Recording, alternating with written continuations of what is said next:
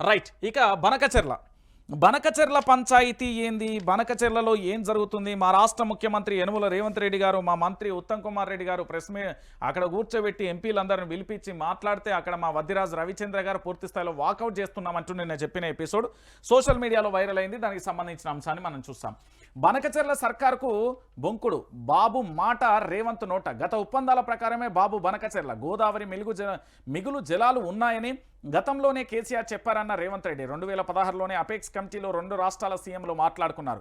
బనకచెర్లపై AP మాటనే మాట్లాడిన CM 10 ఏళ్లలో కేసీఆర్ ఒక్క ప్రాజెక్టు పూర్తి చేయాలి, 9 హిట్ దగ్గర కడితే గ్రావిటీతో నీళ్ళు వచ్చేవి, ఒక లిఫ్ట్ కూడా అవసరం లేకుండానే ఉత్తర తెలంగాణ మొత్తం సస్యశ్యామలమైంది, 1,00,000 కోట్ల ప్రాజెక్టు 1,00,000 ఎకరాలకు నీళ్ళు ఇవ్వలేదు, లిఫ్ట్తో కేసీఆర్ కమిషన్లు వచ్చాయంటూ రేవంత్ ఆరోపణ. సో ఇక్కడ ఏం జరుగుతున్నది?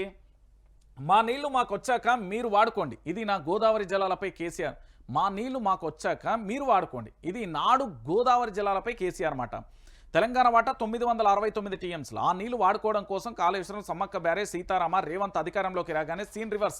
కాళేశ్వరం 3వ టీఎంసీ పర్మిషన్లు రద్దు, సమ్మక్క బ్యారేజ్ అనుమతులలో జాప్యం, మేడిగడ్డ రిపేర్ చేయడంలో ఉద్దేశపూర్వక నిర్లక్ష్యం, తెలంగాణ ప్రాజెక్టు అనుమతులలో ఆలస్యం, జడ్స్పిల్లలో ఏపీ బనకచెర్ల అనుమతులు, అందుకే ఆందోళన వ్యక్తం చేస్తున్న బీఆర్ఎస్ అంటూ కూడా చెప్పిన పరిస్థితి కనుక. సో నీళ్ల కోసం గులాబీ పోరుబాట అంటూ కూడా మనం చూస్తున్నాం. నేనేమంటున్నానంటే ప్రాజెక్టుల గురించి తెలుసుకోండి దయచేసి. నేను చేతులు ఎత్తి వినమ్రంగా తెలంగాణ యువతకు, తెలంగాణ ప్రాంత ప్రజలను అడుగుతున్నా, ఇక్కడి ప్రాజెక్టుల గురించి తెలుసుకోండి. రేవంత్ సర్కార్ చేస్తున్న కుట్రలు, ఆంధ్రప్రదేశ్కు సంబంధించిన పెత్తందారి వ్యవస్థ చేస్తున్న కుట్రలు తెలుసుకోరు.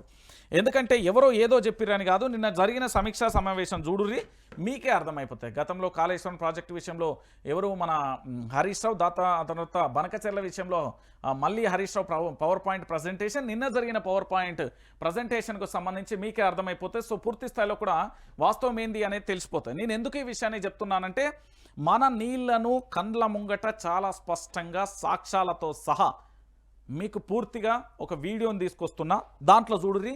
అప్పుడు న్యాయమైంది అన్యాయమైంది అనేది మీరే చెప్పుర్రి. కానీ నేనేమంటున్నానంటే, వైఆర్టీవీ తెలంగాణ ప్రాంత ప్రజల పక్షాన ఉంటుంది. ఇది ఏ పార్టీకి ఎవరికి లేదు, కానీ విపక్షాలకు జర ఎక్కువ ఉంటుంది తోడు, ఎందుకంటే వాళ్ళు పోరాటం చేయాల్సిన బాధ్యత ఉంది కాబట్టి. సో నేనేమంటున్నానంటే, ఇగో ప్రతి ఒక్కరు ఇక్కడ లైక్ చేసుకోర్రి, దాంతోపాటు ఇక్కడ సబ్స్క్రైబ్ చేసుకోర్రి, ఇక్కడ లైక్ చేయర్రి, ఇక్కడ షేర్ చేయర్రి.